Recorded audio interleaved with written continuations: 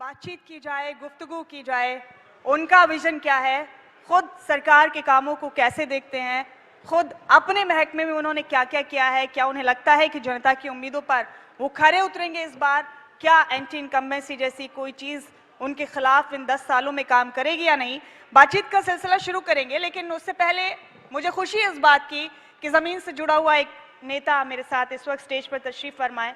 कहते हैं कि जो ज़मीं का नहीं होता वो कहीं का नहीं होता, आसमां पे तो किसी का ठिकाना नहीं होता है। तो जेपी दलाल जी अपने इसी खास अंदाज के लिए जाने जाते हैं कि ज़मीन से जुड़े रहे और ज़मीन पर रहकर उन्होंने काम किया।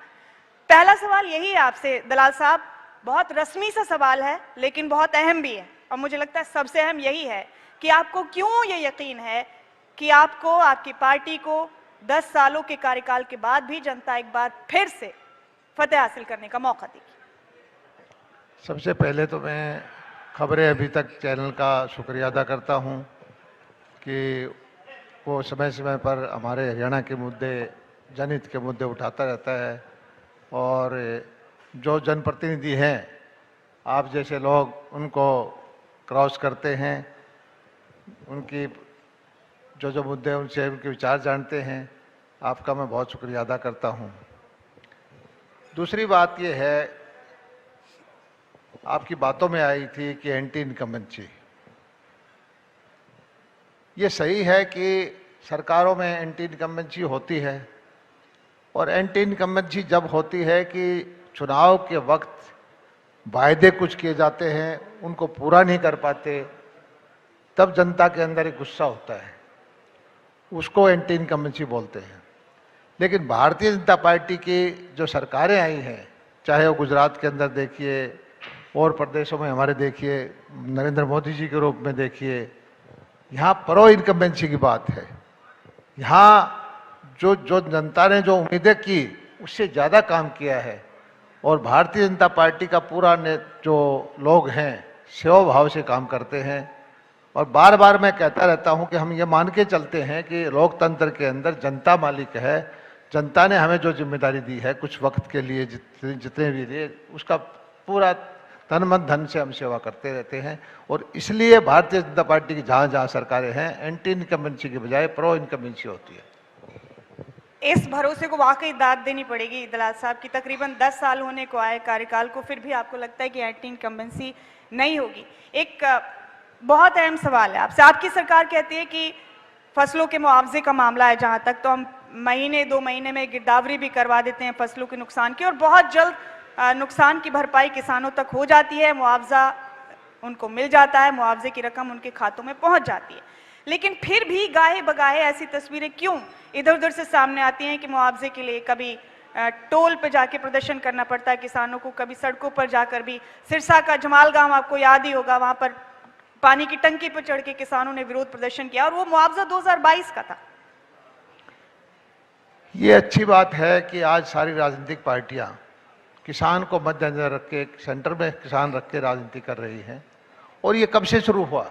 हमारे प्रधानमंत्री नरेंद्र मोदी जी आए 2014 में, उन्होंने कहा है कि हमें किसान की आमदनी बढ़ानी है, किसान के लिए जो भी कुछ करना है, बीज से बाजार तक, चाहे उसकी सॉइल हेल्थ कार्ड बनाने हैं, चाहे पानी देना है, अच्छा बीज देना है, उसको जोखिम फ्री करना है, उसको अच्छा भाव देना है, बाजार देना है, सभी लोग जो है ये किसान की बात करना शुरू कर दिया। आपके सामने है कि हमारे से पहले वाली सरकारें थी, उस वक्त कृषि का बजट, हरियाणा का बजट था, वो 5 गुना बढ़ा है। 2014 में 800 करोड़ का था, 5 गुना बढ़ गया। बिजली का बजट बढ़ा है, नहरों का बजट 5-5 गुना बढ़ा है। जितना उस वक्त फसल खराब होती थी, किसान को 2 रुपये, 3 रुपये, 5 रुपये के चेक मिलते थे, लाइन में लगना पड़ता था, बैंक वाले पैसे के ज़्यादा काट लेते थे, वो 2 रुपये डाले वो कुछ 10 रुपये काट लेते थे उसके। आज मोदी जी जो स्कीम लेके आए कि फसल बीमा योजना की, सबसे ज़्यादा विपक्षी पार्टियां और किसान के नाम पर राजनीति करने वाले संगठन ने कहा है कि इससे किसान बर्बाद हो जाएगा, किसान के नाम पर जो है कंपनियां बन जाएंगी। सर, इस पर भी हम चर्चा करेंगे, लेकिन जैसे मैंने आपसे सवाल पूछा, फिर उन्हें भी तो कोई कमी महसूस हो रही होगी ना, वो जो किसान, मैं आपको बताता हूँ, उस पर आता हूँ, उस पर। लेकिन मैं कहता हूं कि सबसे ज़्यादा फायदा किसान को हुआ है हरियाणा की फसल बीमा योजना से हुआ है। किसानों से 1700, 1800, 1900 करोड़ रुपए लिया गया है, 8,500 करोड़ रुपए उनको दिया। जो हमारी बगैर बीमित किसान रह जाते थे उनको 4,000 करोड़ रुपए दिया। जो मोदी जी 2-2 हजार रुपए देते किसान सम्मान निधि को, उनको 4,000 करोड़ रुपए दिया। लेकिन दुर्भाग्य की बात यह है कि इस बार किसान के नाम पर राजनीति करने वाले लोग अपने कार्यकर्ता, मुट्ठी भर कार्यकर्ता, उनके नाम पर जगह जगह बैठा दिए गए और ऐसी मांग की गई कि जो चुने हुए प्रतिनिधि है इनको गांव में ना घुसने दो, इनको टोल पे घेर लो, उन पे ये कर लो। जनता ने जिसको मैंडेट दिया, जो लोगों की भलाई के लिए काम करने थे, उनको रोकने वाले कौन लोग थे? जो उन लोगों से हार के आए थे। और ये एक एजेंडा हो गया है विपक्षी पार्टियों का। सीधा सीधा वो कोई बात करते हैं तो आंकड़े बोलते हैं, वो बता कहीं बहस नहीं कर सकते। आपके पास विपक्षी पार्टियों के लोग भी आएंगे, उनसे पूछना है कि 2014 से पहले की किसान के लिए क्या स्कीम थी, आज क्या स्कीम है, मैं आपको पूरी लिस्ट दे देता हूं। लेकिन वो एक परसेप्शन क्रिएट करना चाहते हैं कि किसान आज के दिन कमजोर है। मैं आपको बताता हूं, आज कल ही हमारी मीटिंग हुई कि गुलाबी सुंडी की वजह से कपास की फसल खराब होगी। हमने मीटिंग की, मुख्यमंत्री से प्रार्थना की कि भाई बीमा का इस बार कंपनियां लेट हो गई हैं, किसान बीमा नहीं करवा पाए हैं किसी वजह से, हाई कोर्ट में केस चला गया और हमने फैसला किया कि बीमा ना भी करवा पाए कोई बात नहीं, हम अपने भाग से हरियाणा सरकार से किसानों को क्षतिपूर्ति पोर्टल खोल करके उनको नुकसान की भरपाई करेंगे। ऐसा पहले कभी नहीं होता था। इसी तरह से जो जितनी योजनाएं, मैं आपको 2 घंटे का टाइम चाहिए, मैं आपको योजनाएं गिना सकता हूं। जिन लोगों ने किसान के लिए कुछ किया नहीं, जिन लोगों ने किसान के हित में वो निर्णय नहीं लिए, आज वो लोग हमारे निर्णयों में कमी निकालते हैं। लेकिन भारत का किसान, हरियाणा का किसान बहुत समझदार है। हरियाणा की नीतियां जो हैं किसान हितैषी हैं। सबसे अच्छी मंडियां चल रही हैं। धान की खरीद आमतौर पर 1 अक्टूबर से होती है। हमने 5 दिन पहले भारत सरकार से प्रार्थना की कि धान के किसान को दिक्कत ना हो, 5 दिन पहले खरीद कराएं। कांग्रेस की सरकार में कभी बाजरा 800,000 रुपए से ऊपर नहीं बिकता था।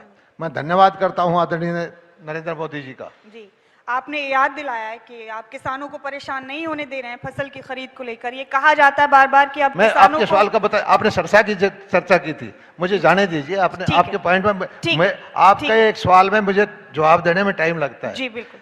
अभी जो है सरसा का पिछली खरीफ की फसल का क्लेम बना वहां 600 कुछ करोड़ रुपए। कंपनी को जिंदगी में इतना एक फसल का क्लेम नहीं देना था, कहीं नहीं दिया गया। उसने प्रोटेस्ट किया, एज पर एग्रीमेंट वो कर सकती है। हमने किसान का पक्ष रखा, डिस्ट्रिक्ट लेवल पर हमने किसान के हक में फैसला किया। स्टेट लेवल की कमेटी है एज पर एग्रीमेंट, हमने किसान के हक में फैसला करवाया। भारत सरकार की कमेटी में अपील कर सकते थे, वहां पर हमने किसान के हक में फैसला करवाया। 533 करोड़ रुपए जब वो टंकी पे चढ़े थे किसान, वो 533 करोड़ रुपए एक बटन दबा करके सरसा जिले के किसानों को 2022 के सिर्फ कॉटन का क्लेम मिला है। आपने इन लोगों ने ये तो दिखा दिया, सारे टेलीविजन ये तो दिखाया कि भाई ये टंकी पे चढ़े हुए हैं और वो किसी के चढ़ाए हुए थे, लेकिन किसानों को खुशी से नाचते हुए मैंने देखा है, मैंने वीडियो देखी है कि पूरा मगन होकर के वो कहते हैं कि इससे ज्यादा पैसा हमें जिंदगी में कभी नहीं मिला। लेकिन ये क्या सितम है सर कि जब कोई विरोध भी कर रहा है, अगर जनता के बीच में से कोई, तो ऐसा क्यों लगता है सरकार को कि ये विरोध जनता का नहीं, विपक्ष की साजिश का हिस्सा है? हमारी लोकतांत्रिक पार्टी है, लोकतंत्र में विश्वास रखते हैं। यही किसान जो आज किसान हितैषी पार्टियां बने हैं, उनके वक्त में एक बार भी अगर सड़क पर बैठते थे, एक बार भी विरोध करते थे, गोलियों से भून दिया जाता था। आपको ध्यान करिए कंडेला कांड, आप करिए जगह जगह किसानों पर कितनी गोलियां चलाएगी। इतना टाइम हो गया, इतना लंबा आंदोलन इतिहास में कभी नहीं चला, हमने किसान के ऊपर हाथ नहीं उठाया, वरना तीसरे दिन उठा देते थे, गोलियों से भून दिया जाता था। वो लोग जो गोलियों से भूनते थे वो हमें कहते हैं कि हम किसान विरोधी हैं और अपने आप को किसान हितैषी साबित करते हैं, जबकि उनके वक्त से 5 गुना ज्यादा बजट है, ज्यादा फसलें खरीदते हैं, ज्यादा भावांतर भरपाई देते हैं, ज्यादा किसान के ध्यान रखते हैं, फसलों का विविधीकरण करते हैं। आपने ये भी कहा कि किसानों को अब इंतजार नहीं करना पड़ता अपनी फसलें बेचने के लिए मंडियों में। मेरे पास जी पहली बार किसान की बात में आप देखिए, दुनिया के अंदर मैंने कभी नहीं देखा, आपने भी नहीं देखा होगा कि फसल इसकी या प्रोडक्ट इनका खरीदार तीसरा, एक ही फसल भी खरीदार पेमेंट सी को देते थे। हमने कहा कि जिसकी फसल है उसको पैसा देना चाहिए, लेकिन इन लोग विपक्षी पार्टियों ने ये कहा नहीं, नाता ना तोड़िए, मंडी का, आड़ती का, व्यापारी का और किसान का नाता ना तोड़िए। मंडी का ठीक है, वो फसल खरीदता है, उसको उसकी आड़त मिलनी चाहिए, उसका जो हिस्सा वो मिलना चाहिए, लेकिन जिसने अपने खून पसीना बहाया है, मेहनत की है, उसका पैसा टाइम से मिलना चाहिए। 6-6 महीने तक किसान को पैसा नहीं मिलता था, आज 72 घंटे के अंदर मंडी से पेमेंट करके उसके खाते में पैसा देते हैं। हमारी सरकार ने सबसे अच्छा कोई काम किया है तो किसानों के खाते में सीधा पैसा देने का काम किया है। आपने एक जिक्र किया अभी कि अब किसानों को इंतजार नहीं करना पड़ता, ये भी इसी प्रदेश में हो रहा है। अभी 2 दिन पहले की बात है, नूह और तावड़ू की मंडियों में किसान फसल लेकर पहुंच गए, खरीद शुरू नहीं हुई, जबकि आपको मुझसे बेहतर पता है कि 23 तारीख को खरीद शुरू हो गई थी। स्थानीय एसडीएम संजीव कुमार जी ने दखल दिया, तब लोगों ने अपना विरोध खत्म किया। आप मेरी बात सुनिए, हमारी जो सरकारी खरीद है एक निश्चित अवधि में होती है, सारा साल नहीं करते। सारा साल हम गेहूं भी नहीं खरीदते, सारा साल हम बाजरा भी नहीं खरीदते, सारा साल हम धान भी नहीं खरीदते। अगर उसके बाद कोई आगे पीछे जाता है, वो हमारे पास डाटा भी है। हरियाणा के अंदर बाजरे की क्रॉप की फसल है 10 लाख मीट्रिक टन की थी। हमारी जब खरीद शुरू हुई है 3 दिन पहले, उससे पहले 30,000 मीट्रिक टन सारी फसल मंडियों में आई थी। 10 लाख में से 30,000 पे हल्ला मचाना शुरू कर देते हैं। और इसी तरह से 60 लाख टन मीट्रिक टन हम धान खरीदते हैं, उसके आगे और पीछे गोहाना की मंडी में पूरा साल धान आता है। सारा साल सभी चीजें सरकारें जो है सारा साल खरीद फरोख्त का काम नहीं कर सकती। निश्चित अवधि में किसान की सहायता के लिए हम खरीद करते हैं, धान के वक्त में धान की करते हैं, गेहूं के वक्त में गेहूं की करते हैं। 23 तारीख को खरीद शुरू हो गई थी, उसके बाद भी किसानों को सड़कों पर आना पड़ा। मेरा सवाल यही है, सड़कों पे आने वाले लोग जो सवाल है, ये है दलाल साहब की चीजों को जमीन पर उतारने में और चीजों का ऐलान करने में उतना ही फर्क है जितना जमीन। मुझे एक चीज बताइए कि बाजरे की खरीद किसी विपक्षी पार्टी ने आज तक की नहीं थी। पहली सरकार है कि हमने बाजरे की खरीद करते हैं, पहली सरकार है कि बाजरे का भाव बाजार में अब भी जो कम रेट पे बेचा है उसको भावांतर से पैसा देते हैं। मैं कुछ और कह रही हूँ दलाल साहब। दूसरी बात और सुनिए, हमारा जो खजाना है हरियाणा का, वो हरियाणा के किसानों के लिए है। जब तक हम पोर्टल नहीं खोल खरीद शुरू नहीं कर देते, तब तक बाजरा यूपी से आ रहा है, राजस्थान से आ रहा है, कोई व्यापारी ला रहा है, उसके लिए व्यापारी खरीदे, लेकिन सरकार बाध्य नहीं है कि उस बाजरे को हरियाणा के किसानों का जो पैसा है उनको दे दे। हम हरियाणा के किसानों को पैसा देते हैं, बाहर के किसानों को नहीं देते। मेरा सवाल बस ये था दलाल साहब आपसे कि खरीद वक्त पर ऐलान कर दिया गया कि इस वक्त पर खरीद शुरू हो जाएगी, फिर भी कहीं कहीं पर नई वक्त पर शुरू हुई, लोगों को, किसानों को फिर भी सड़कों पर आना। मैंने ये इसलिए कहा कि कहने वाले कमाल करते हैं लेकिन सहने वाले और भी ज्यादा कमाल करते हैं। कौन देगा जख्मों का जवाब, लोग तो बस सवाल करते हैं। हर चीज में मैं एक चीज बताता हूं कि जब कोई चीज को खरीद करते हैं तो कुछ लोग अव्यवस्था फैलाना चाहते हैं, कुछ लोग चाहते हैं कि ये जो सिस्टम है इससे बाहर हमारी खरीद हो जाए, कुछ लोग चाहते हैं कि हमारा दूसरे प्रदेशों का प्रोडक्ट है वो मंडी में चला जाए और किसान का जो है वो कहीं और चला जाए। हम जो फैसला करते हैं जिससे हरियाणा के किसानों को फायदा हो, ठीक है, एक दिन आगे पीछे हो सकता है, हम ये नहीं कहते कि हम 100% परफेक्ट है, लेकिन हमारी नीयत सही है। हम हमेशा फसलें सही पूरी खरीदते हैं, टाइम पर पैसा देते हैं। और 100 जगह मंडियां चल रही हैं तो एक मंडी में कहीं कुछ समस्या हो सकती है, मैं खुद उसको एक एक मंडी को आकलन करता रहता हूं और उसको दुरुस्त करते हैं। किसानों को मैं फिर आश्वस्त करना चाहता हूं कि जो बाजरा के किसान हैं उनको हमारी 2500 रुपये की रेट है एमएसपी का, हिंदुस्तान में और कोई प्रदेश 2500 रुपये में बाजरा नहीं खरीद रहा है एमएसपी पर, सिर्फ हरियाणा प्रदेश है। या तो हम खरीद रहे हैं या उसकी भावांतर भरपाई से पैसा देंगे। इसी तरह से धान का पहले एक जमाना था जो कांग्रेस के नेता कहते थे, एक बार भाव हो गया था धान का, अच्छा कहते थे, उनका मुख्यमंत्री का नाम कहते तेरे राज में जीरी की जहाज में। आज धान का भाव 1509 उससे ज्यादा है। हम प्रचार झूठा नहीं करते, किसान फिर जाते कि ऑल टाइम हाई भाव है 1509 का, 1121 का, 4,500 रुपये का भाव है, 3800 रुपये का भाव है। और उसकी जो फसल भी ठीक है, किसान खुश है, लेकिन किसान की खुशी सरकार की योजनाएं देख के विपक्ष परेशान है। तो आपको लगता है विपक्षियों की परेशानी है जो लोगों की के जरिए या किसानों के जरिए जो सामने आती है कहीं कहीं, आपको लगता है कि वो प्लांटेड होते हैं वो लोग। खैर दलाल साहब, एक अहम सवाल मेरा पोर्टल को लेकर, आपने खुद भी जिक्र किया, बड़ी तारीफ आपने की और लोग जो इनका फायदा उठा रहे हैं वो भी काफी तारीफ करते हैं, लेकिन आपके विपक्षी इन तरह तरह के पोर्टल्स को लेकर, हुड्डा साहब खासतौर से, बड़े निशाने साधते हैं सरकार पर। उन्हें लगता है कि ये बस पोर्टल की सरकार है, उस पर ठीक से कुछ चीजें होती नहीं है, गरीब और जो अनपढ़ लोग हैं जिन्हें समझ नहीं है पोर्टल की, जो नहीं जानते कि टेक्नोलॉजी जैसी चीजें क्या होती हैं, वो कोई फायदा ही नहीं उठा पा रहे इसका। ठीक कहते हैं वो चाहते हैं कि किसान को उसका हक ना मिले, वो चाहते हैं आम आदमी को उसका हक ना मिले, वो पुरानी व्यवस्था चाहते हैं कि किसान की फसल बेचे और व्यापारी को पैसा मिल जाए।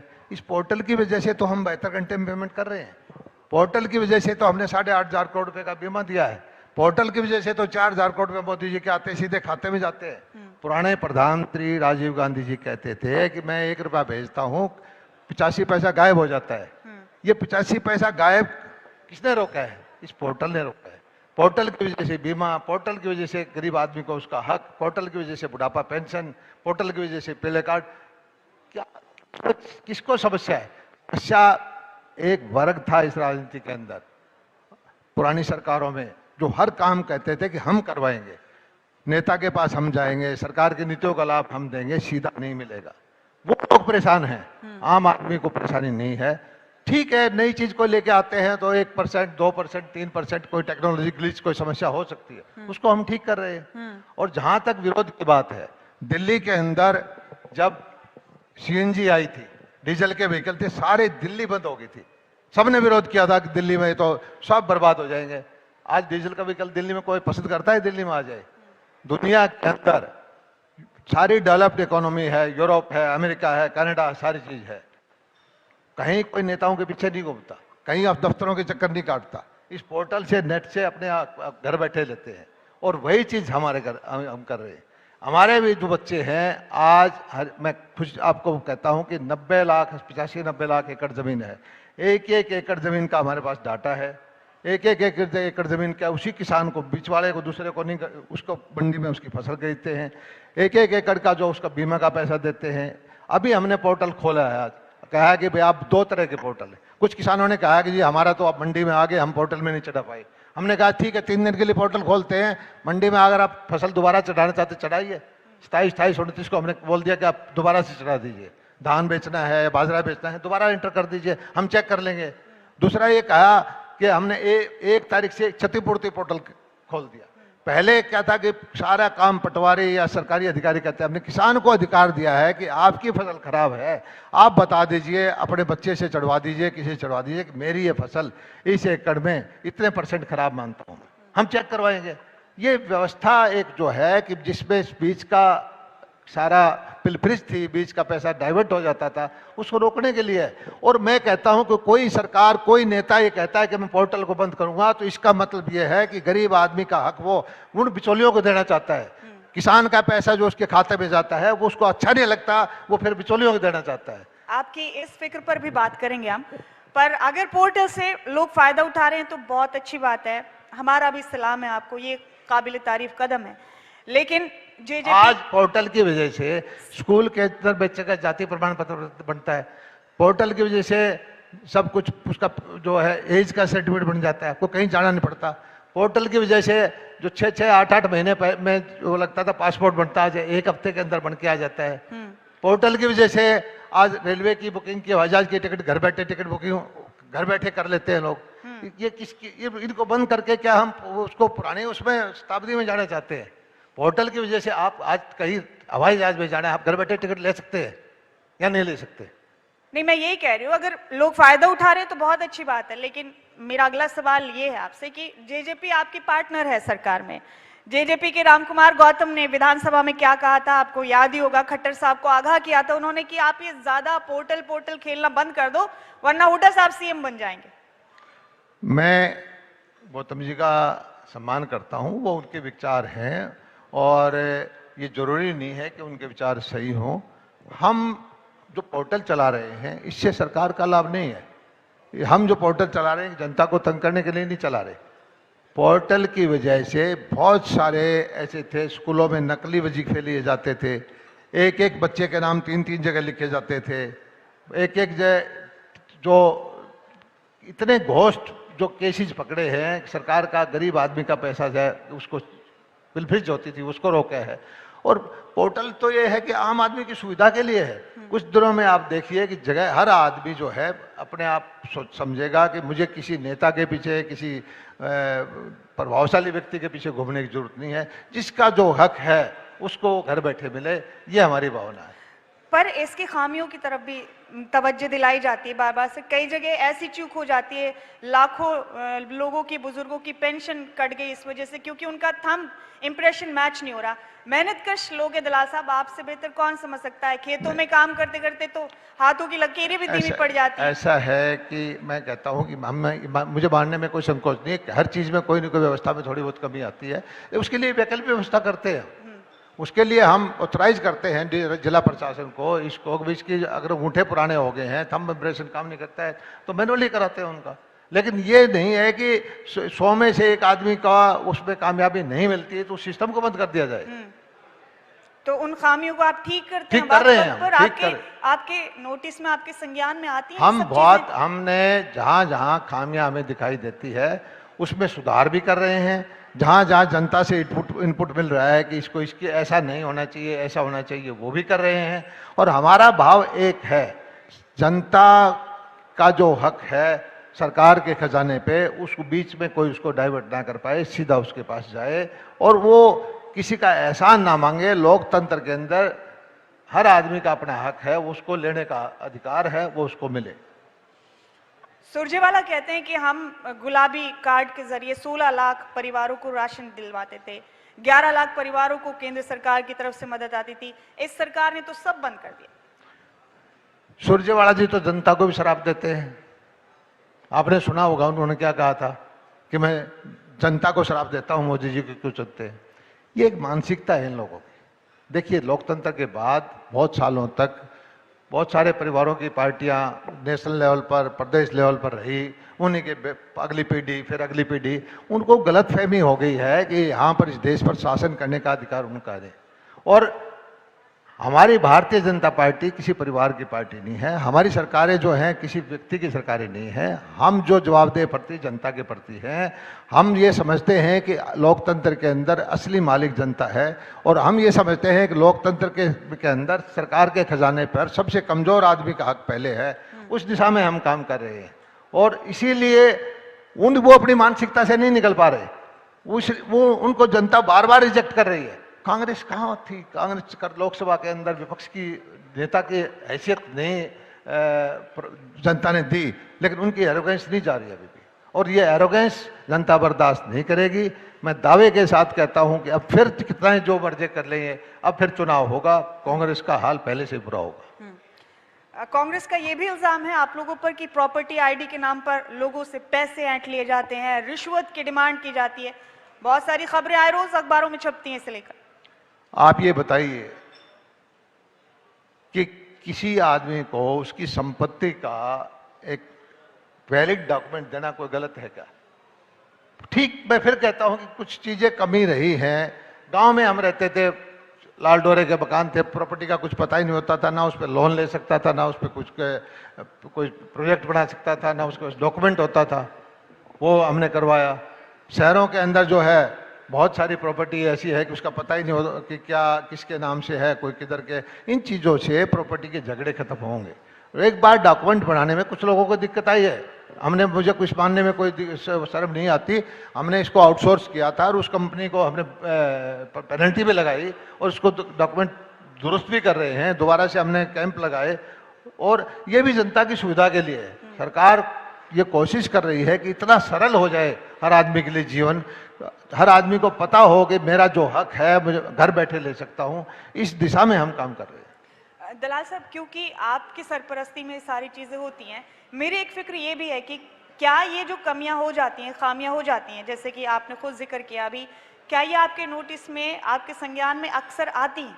हम गांव में रहते हैं, लोगों में रहते हैं, हम कोई ऊपर महलों में रहने वाले 5 स्टार वाले लोग नहीं है। सबसे पहले हमें ही आती है, सबसे पहले हम दुरुस्ती का काम करते हैं। लेकिन थोड़ा बहुत वक्त लगता है उनको चीज़ ठीक को करने में, समझने में। ऐसा नहीं है कि हर रोज बदलते रहें, और एक व्यवस्था ऐसी बनाई रखी है हमने। अब मुझे बताइए, इस पोर्टल की वजह से हमने परिवार पहचान पत्र बनाया, हर हरियाणा के नागरिक की हमारे पास डाटा है।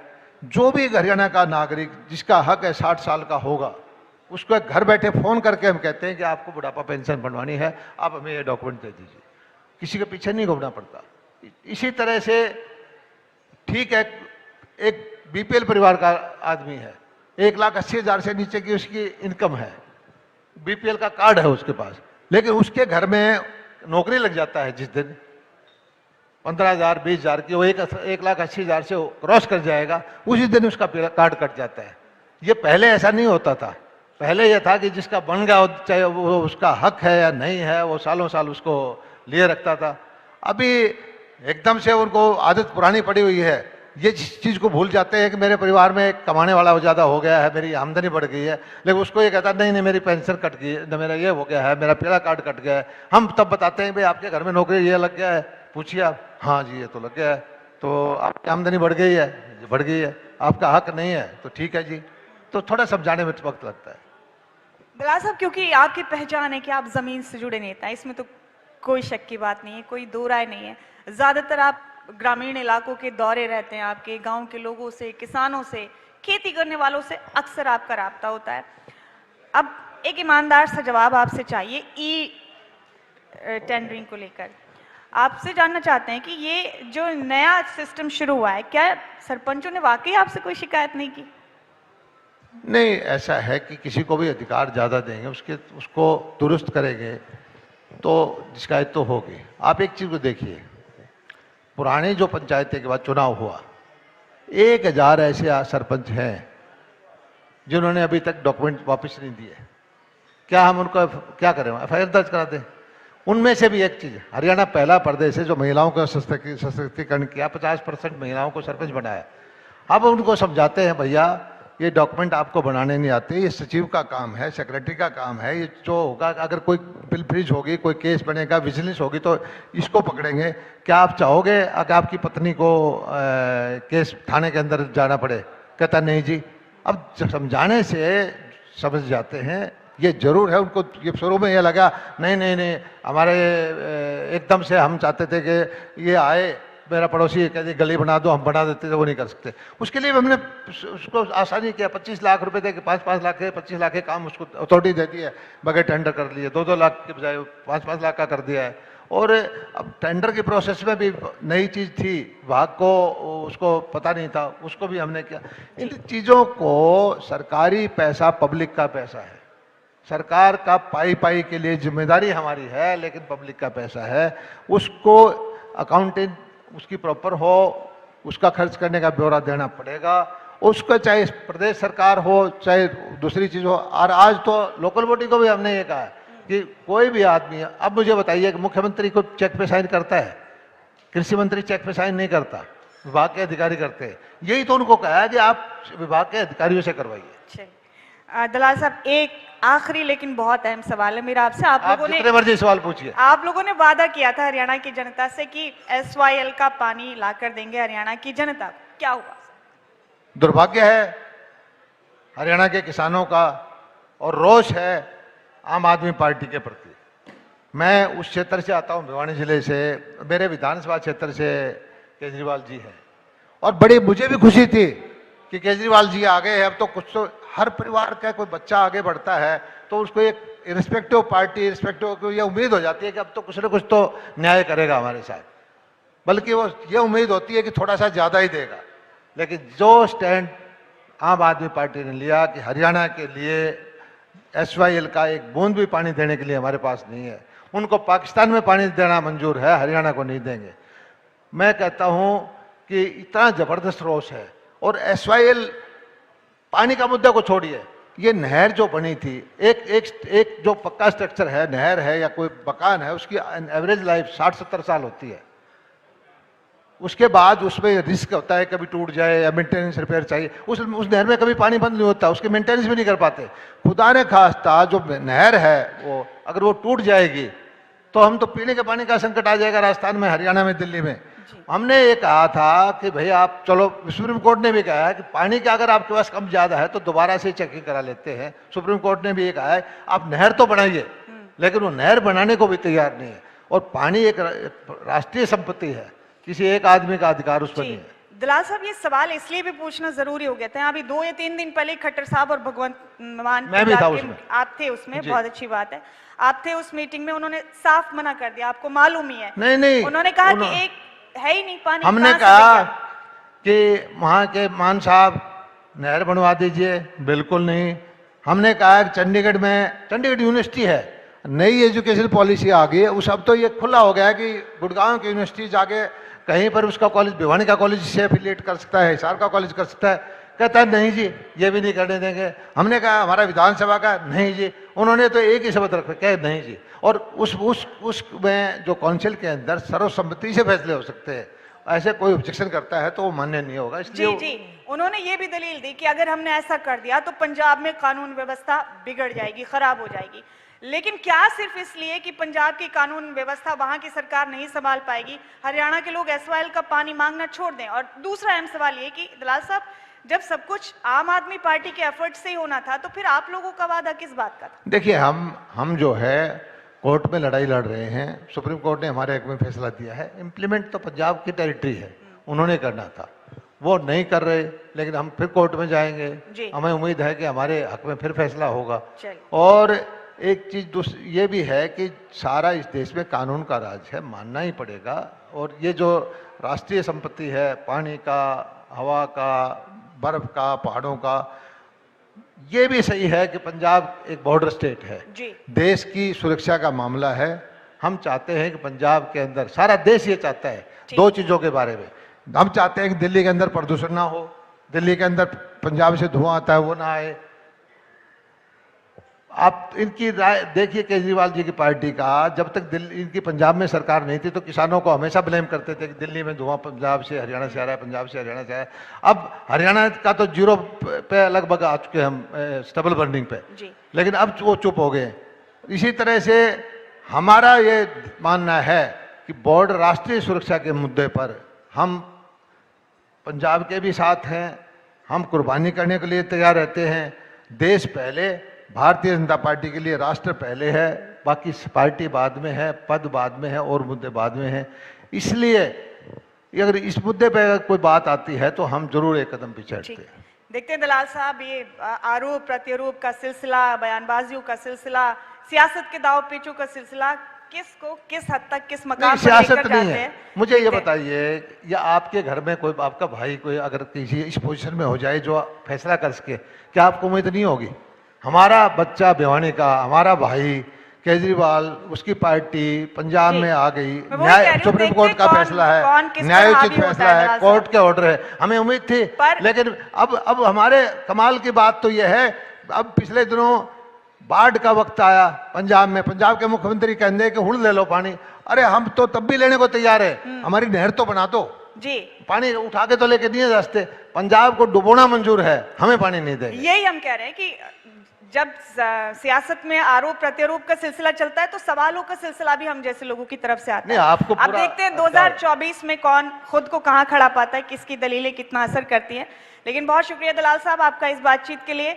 और कहते हैं कि शौक से निकालिए नुक्स मेरे किरदार में, आप नहीं होंगे तो मुझे निखारेगा कौन। बहुत बहुत शुक्रिया। धन्यवाद, धन्यवाद।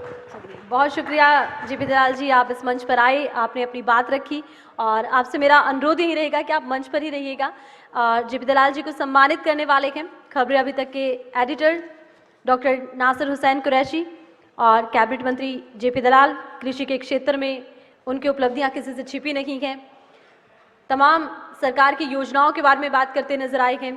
विजन 24 का क्या रहेगा सत्ता पक्ष का, ये बताते नजर आए हैं और साथ ही साथ विपक्ष के मुद्दों पर खुलकर इन्होंने बात की है, विपक्ष को जवाब दिया है और तमाम वो मुद्दे जो 24 में हावी रह सकते हैं, तमाम वो मुद्दे जो 24 के विजन में